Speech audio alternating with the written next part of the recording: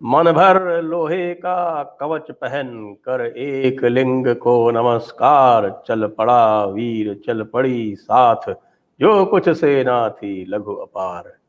घन घन घन घन घन गरज उठे रणवाद्य सूरमा के आगे। जागे पुश्तैनी साहस बल, वीरत्व वीर उर के जागे। सैनिक राणा के रण जागे, राणा प्रताप के प्रण जागे। जौहर के पावन क्षण जागे, मेवाड़ देश के व्रण जागे। जागे सिसोदिया के सपूत, बापा के वीर बबर जागे। बरछे जागे भाले जागे, खन खन तलवार तबर जागे। कुंभलगढ़ से चलकर राणा, हल्दी घाटी पर ठहर गया। गिर अरावली की चोटी पर केसरिया झंडा फहर गया। नमस्ते, आप सभी का स्वागत है। राणा प्रताप और हल्दी घाटी में उनकी वीरता से जुड़ा हुआ प्रकरण है। अभी अभी आपको मैं एक खंड काव्य श्याम नारायण पांडे जी के कुछ अंश सुनाए, और इस खंड काव्य में वही वर्ण है जो आज डॉक्टर उमेंद्र रत्नू जी आपको बताने जा रहे हैं कि विजय तो राणा की ही हुई थी। उमेंद्र जी, क्या कहते हैं आप? नमस्ते सर, सबको प्रणाम, सबको जय श्री राम। निसंदेह, और ये मैं कोई इसको नहीं कि सबको कोई भावुकता के क्षण में आके अपन बोल रहे हैं या अपन कोई एक वॉर को उस हिस्टीरिया में बोल रहे हैं। मुझे आश्चर्य हुआ, मैंने पुनः पुनः अपनी प्रज्ञा को टटोला कि ऐसा कैसे हो सकता है कि पूरा का पूरा एकेडमिशिया, पूरा हिस्टोरियन, पूरा समाज जो है वो इतने प्रगट तथ्यों को अनदेखी करके महाराणा प्रताप की विजय को उनकी हार या इसको स्टेलमेट बता रहा है। यानी लॉजिक एंड फैक्चुअल फिडेलिटी, मतलब बिल्कुल ताक पर रख दी गई।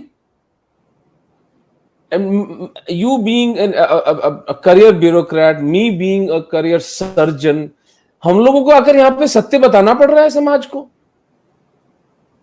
एक बड़ी ये मतलब विभ्रम की सही स्थिति बात सर। यह है कि ये जो दुविधा है ये सदैव से रही थी। जैसे हम बचपन में जब बड़े हुए थे तो ये मैंने जो भी कविता पढ़ी, मुझे अभी तक याद है ये, क्योंकि मैंने बचपन में, मेरे ख्याल से छठी सातवीं आठवीं में कभी ये पुस्तक रही होगी। ये हल्दी घाटी का एक विशेष रूप से ये जो कुंभलगढ़ से चलकर राणा हल्दी घाटी पर ठहर गया, आज तक मुझे कंठस्थ है। आपके मेरे विचार से रही होगी ये कोई 50 वर्ष पूर्व की बात। तो ये है जो संस्कार थे, ये घुट्टी में दिए जाते थे उस समय, और हमारी जनरेशन को दिए जाते थे, जो आज की जनरेशन को नहीं मिल रहे हैं।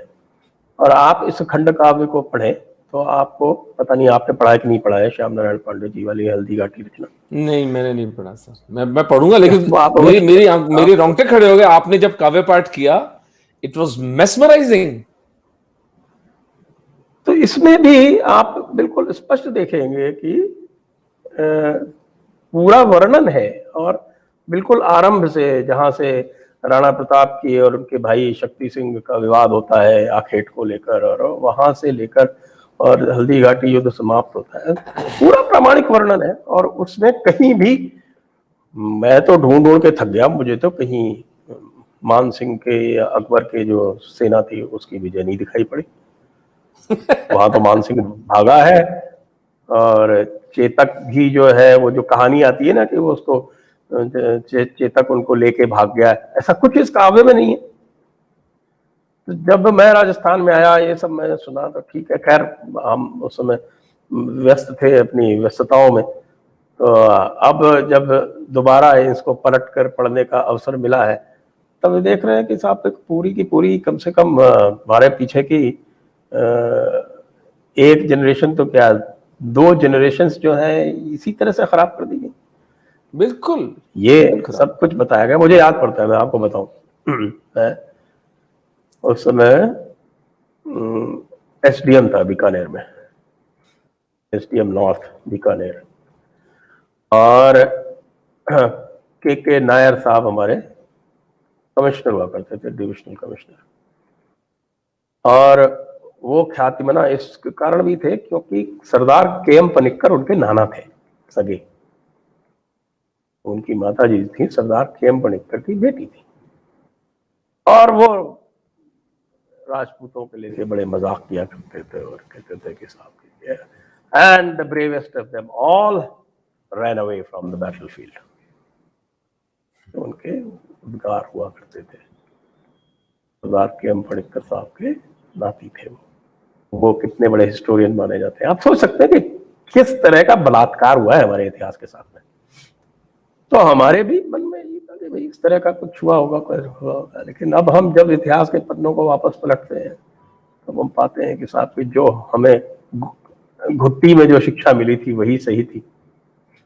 तो ये जब सब पूरे लेफ्टिस्टों ने, अंग्रेजी दानों ने, या ब्राउन साहिब्स ने जो कुछ इस देश को सिखाया है वो इतना कलुषित ही नहीं, इतना घृणित है तो मुझे लगता है कि ऐसे लोगों का तो यदि वध कर दिया जाए तो उसमें कोई पाप नहीं होगा। तो बिल्कुल वो भगवान कृष्ण के जो 18वें अध्याय के 17वें श्लोक का जो आशय है उसके प्रतिमान परिमाण पर पूरी खरी उतरेगी वो वध की प्रक्रिया। सुना दीजिए सर, वो क्या श्लोक है? यस्य नाहंकृतो भावो बुद्धिर यस्य न लिप्यते हत्वा स इमान लोकान न हन्ति न निबध्यते।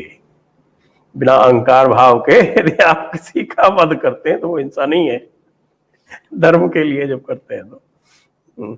मैंने तो अपनी पुस्तक में 2 जगह मांग रखी है कि एक कमीशन बिठाया जाए और जो ऐतिहासिक सभ्यता का झूठ हमसे बोले गए हैं उनकी सत्यता स्थापित करके जिन्होंने झूठ बनाए उनको दंडित किया जाए। ऐसा नहीं हो सकता सर कि मैं लोगों को बोलूं कि कोरोना आपको नुकसान नहीं करता, क्योंकि मेरी इस वक्तव्य के परिणाम होंगे। कुछ लोग बेचारे कोरोना के कारण कालग्रस्त हो जाएंगे कि यार डॉक्टर रत्नू ने बोला है कोरोना नुकसान नहीं करता, क्योंकि मैं उस विषय का विशेषज्ञ हूं। तो फिर मेरा उत्तरदायित्व तो बनता है